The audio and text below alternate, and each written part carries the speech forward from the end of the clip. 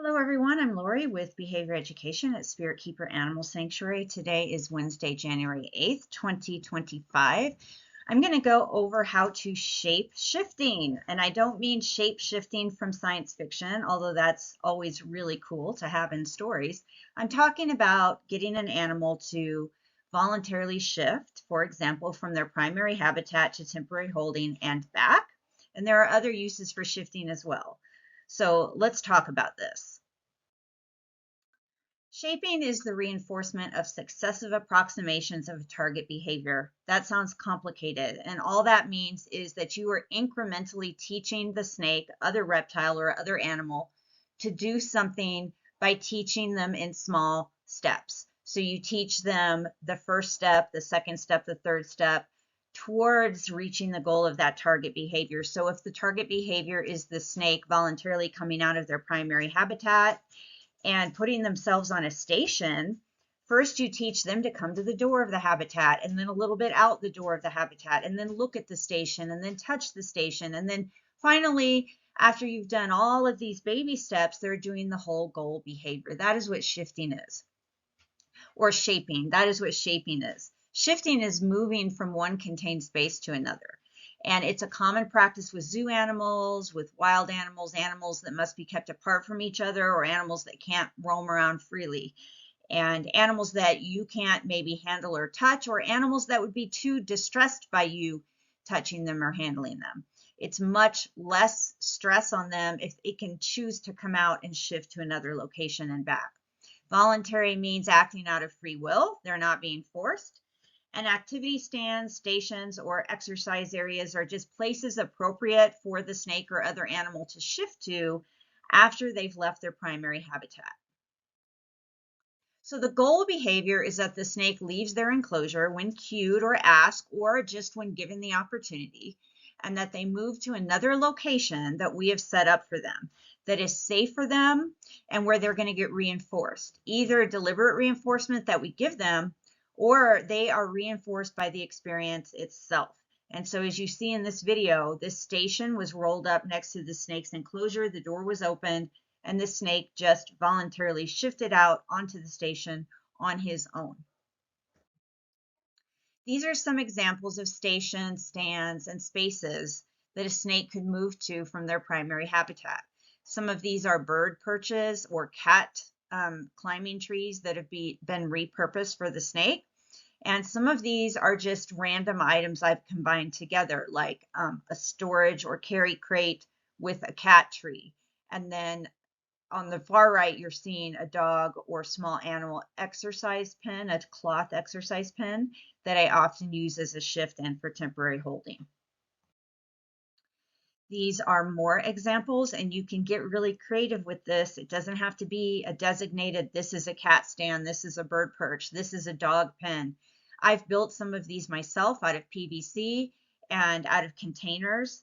The one on the far left is just a storage container that I've made some holes in and attached PVC to make it attractive for semi-arboreal or arboreal snakes to climb onto and perch or anchor on. The middle station is an upside down step stool that I've attached a perch to. The one on the far right is just a better picture of that tub that I converted to a station. And then in the lower left is a saddle. It's an old saddle that I no longer ride in, that I set on a small saddle stand, and it gives the snake something that it can shift out onto and then shift back into its enclosure from. So you can get creative as long as it is safe for you, safe for the animal, and stable. It makes sense to the animal and would be attractive to the animal to interact with. This is an example of our bull snake, Rodney, who is a very experienced shifter. And you can see here that I don't have an intermediate stand of any kind between her enclosure and the exercise pen at the bottom. And she just bolted right out of her enclosure, and she has this method of shifting into this exercise pen down to a science. She knows how to position her body on the cages below. She knows how to catch herself, her tail specifically, once it has left her enclosure. She has done this many, many, many times. And it's clear because her behavior in this case is so fluent. And the more confident an animal is with the behavior, usually the more experienced they are with it, the more fluent it will look, which equates to the faster the behavior will go. So she has voluntarily shifted out into this exercise pen. And this is an example of capturing a behavior. She learned to do this on her own. When she wanted to come out, I would set things outside of her enclosure and allow her opportunities to come out on her own because she desired to. And then I would reinforce that by giving her food or by allowing her to freely explore, which she found reinforcing in itself. In this particular situation, I have food hidden in the exercise tent. And so when she does this activity, I will intermittently reinforce the activity with food, but there won't always be food in here. Sometimes she just gets the experience of seeking food, hunting for food, hoping for food. Sometimes she gets the experience of interacting with new textures, new substrates, new scents, or just with novel items like cardboard boxes and different containers or branches or rocks or logs from outside. But things that she enjoys or finds beneficial or is interested in interacting with. And if she finds this entire experience positive, beneficial to her, she's going to seek to repeat this experience. So that's what the definition of reinforcement is. If a snake or other animal chooses to repeat a behavior or chooses to do that behavior more frequently, then they have found that behavior to be reinforcing. And when a behavior is reinforcing, that's when we're going to see it over and over again. And the snake is going to be more apt to voluntarily do it, which is exactly what you saw here. Rodney just found herself a reptilink and she's happily eating it. So that means if she liked that reptilink, she liked the experience of finding it, she is more likely to repeat this behavior you just saw again in the future. These are some examples of fully enclosed stations, shifts, or holding areas. These would be used if you need the animal to be completely contained and portable. So for example, you want to move them to a different room, a different building, you want to take them into the car because they need to travel somewhere. These are more portable type stations or temporary holding containment systems. These are converted tubs. Now, here is an example of one of those converted tubs used as a shift for our false water cobra. And this was when she was quite a bit younger, quite a bit smaller. So one of the things that you're going to see here is this is a deliberate shifting behavior that is being prompted by targeting. So Vashti has learned to target, which means to touch her body on a specific animal training target or to follow a target or move to a target when prompted. This is a behavior that you want to continuously reinforce. So if you're specifically using a target to direct the shifting behavior, that would be reinforced every time with a primary reinforcer, typically food. So I am asking her, cueing her with the target to come out of her hide and into this shift container, and then I'm giving her the reinforcer or her paycheck for doing that, the reward basically. And then I'm going to close up the shift and I'm going to move it so that I can do enclosure maintenance. And it's really important when you do this type of activity that you have the environment set up so that it's easy for the animal to perform the behavior, it's easy for you to perform the behavior, and it's easy for you to manage this entire environment in a safe and contained way. So Vashti's quite a bit larger now, and she's quite a bit older than when we originally taught her this behavior. However, she still does the shifting behavior very well. We just have to shift her into a bigger shift when I get her out of her enclosure. And as you might imagine, she's now in a much larger enclosure. And I do have some videos of that on the channel for you to see. If you just look up Vashti or false water cobra, those will come up.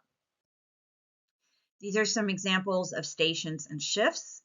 The ones on the upper left are repurposed parrot perches or bird perches, large bird perches. The lower left just shows a variety of shifts. It shows a standing desk, it shows a modified cat tree, it shows a converted tub. The one in the center is a bar stool that I've turned upside down and put various items on it to make it attractive to different species of snakes to shift out onto. The upper right is that soft-sided dog exercise pen. And then the bottom right is a repurposed giant bird enrichment stand that I have repurposed for the snakes. It is on wheels. So these bigger items are going to be on wheels. The smaller items like the small bird perches and the stool, you can easily pick up and move. So once the animal is out of their shift, you obviously want to shift them back. And that's what you're going to see here. So Vashti shifted out into her temporary holding tub so that I could do enclosure maintenance. And now I'm going to ask her to shift back in. Now you might notice I have specific items set up around the shift container. I have the doors opened in a certain way, and I have a solid surface between her shift box and her enclosure. That's because I don't want to lose the snake. You want to make sure that that snake can't veer off sideways or veer off below her habitat or below where you have the shift set up. In other words, you want to make sure this environment makes sense for you to shift that animal back and forth, and you minimize the avenues in which they have to escape. If for some reason they lose focus, you lose focus, something goes awry, that they can't go too far outside of the training area. And so you want to make sure that you're thinking about that ahead of time. That's your antecedent arrangement. How are you going to arrange the environment to ensure that it is safe for you, safe for the snake, and it is contained? And then it makes sense for you to do the activity. Okay, so you might be thinking, wow, that's really cool. I wish my snake could do that. How do I get my snake to do that? Or how do I get my other animal to do that? There are several methods that you can use in order to do this. Capturing, which is the process of reinforcing a behavior as it spontaneously occurs. In other words, the snake comes out on their own when the doors open, and you reinforce that behavior. You take advantage of the fact that the snake did it on their own and they interacted with this station or table or tree or whatever you have out there, or just the fact that they came out. And so you want to reinforce that with something that they find rewarding, beneficial, or a paycheck. You can do it by molding, and that's the process of physically moving the snake to the desired location and then pairing it with reinforcement. You can do it with prompting. So you do something to initiate the behavior or encourage the snake to continue to do the behavior. So this could include additional cues, additional stimuli once the behavior has started, like a voice, a hand, a target, a light, a lure, a noise, food, something that prompts that snake to keep doing the behavior. And eventually you want to fade out the prompting if you use this method.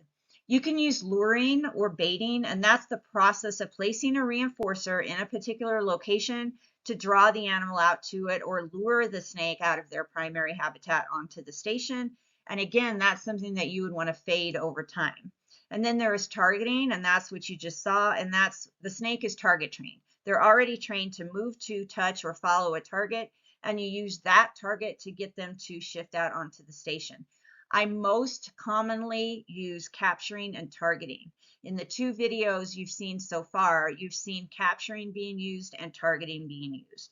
Those are the two things that I use most prevalently here, but occasionally I'll use luring or I'll combine luring with one of the other behaviors. So let's take a look.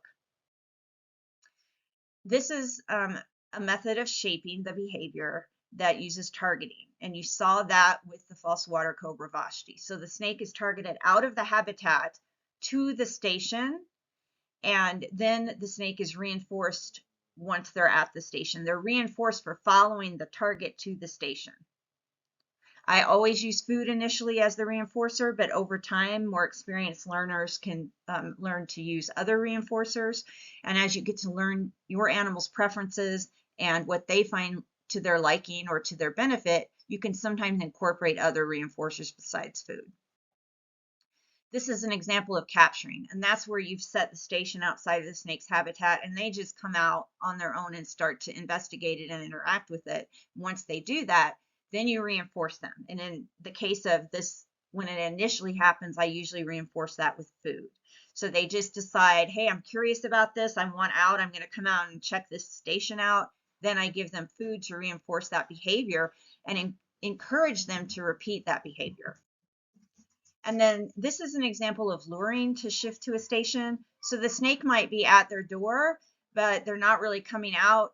So you show them food and you slowly move the food to the station and have the snake follow the food or the other lure to the station, and then they receive it once they're on the station. This is something you would eventually fade. So you fade the lure and you might shift to using a target, or you might, after luring them so many times, just find that the snake starts to come out on their own and go investigate the station because they remember being fed there, in which case then you can start using the capturing behavior and reinforce them for doing it on their own. So generalization is something that then you would want to build into this behavior, because it's really useful to use this behavior at home when you want to do enclosure maintenance or clean or weigh your snake, but you also want to be able to use this behavior in different circumstances. Maybe to get them into a carrier, maybe to get them out of a carrier, maybe at the vet, maybe to get them on a scale at the vet, maybe to use at an outreach or an educational presentation. As ambassador animals interact with the public, interact with people, it's very neat for people to be able to see the snakes doing behaviors like this. So generalization means that an animal learns to apply a trained behavior to different contexts, environment, stimuli, or cues beyond the conditions that they initially learn that behavior in. So in other words, if you look at this picture on the lower right, this is my Bridle's python Boreth. He learned to shift out of his primary habitat and onto this bird perch at home. And he was able to then generalize this behavior at the vet. So at the vet, I took the bird perch, I took the target, he shifted out of his carrier and onto this bird perch at the veterinarian's office. He was able to generalize the behavior he learned at home to do it at the vet. And so as you're training these shifting behaviors in your home environment, you want to broaden and change the environment in the home locations and incrementally introduce the behavior in other locations, other contexts, other situations. So that means that you could start shifting the snake around once they're out of their habitat, or they're in an exercise pen or on a station. Instead of shifting them directly back into their enclosure, maybe shift them onto another station. Maybe shift them from one station to another. Maybe shift them from an exercise space into a carrier. You can just throw different situations in at home to start generalizing this behavior. You don't want to do that in the beginning. You want to keep it simple and keep the training real tight. But then as the learner becomes more experienced, you can start adding in more challenge. So remember that capturing shifting behaviors can be continuously reinforced initially. And let's watch this video while I talk about this. So capturing a shifting behavior can be continuously reinforced in the beginning. And what that means is if the snake voluntarily comes out on their own and interacts with the station, I would give them food every time in the beginning. But after a while, you can put that on an intermittent schedule of reinforcement, meaning they're choosing to come out and interact with the station. So they don't always need to be fed now, because oftentimes they will start finding the experience itself reinforcing. Hey, I like coming out. I like not being confined. I like engaging with this station. I like the sense of seeking. In other words, maybe there's food out here, but I am gaining benefit from the sensation of looking for the food. That seeking behavior in itself becomes reinforcing for animals. They may enjoy experiencing engagement with novel objects, novel scents, novel smells, novel things they see. And so the experience itself can become reinforcing, and you don't always have to reinforce with food or other primary reinforcers. When you are using the target to specifically facilitate shifting, that must always be reinforced directly with food or another primary reinforcer. You always keep the target on a continuous schedule of reinforcement. So if I had targeted Rodney out of her enclosure and into this exercise tent in this circumstance, I would have reinforced her with food as soon as she got to the target below, because you want to maintain the high meaning of that target. You don't want that target to ever lose its meaning, because you want to know that every time you use that target, the snake's going to pay attention to it. So the learning process should be gradual and incremental, and you want to make sure the challenge level matches the learner. So if the learner has low skill, you want to keep the challenge low. A moderately skilled learner, you can provide moderate challenge to. And if you have a highly skilled learner or a really experienced snake, then you can up that challenge to a higher level. All right, here's my contact information. You can reach me on patreon.com/behavior-education. If you want more classes, group discussions, live discussions, if you want private coaching or private training or private meetings with me, private consultations, I handle all that through Patreon.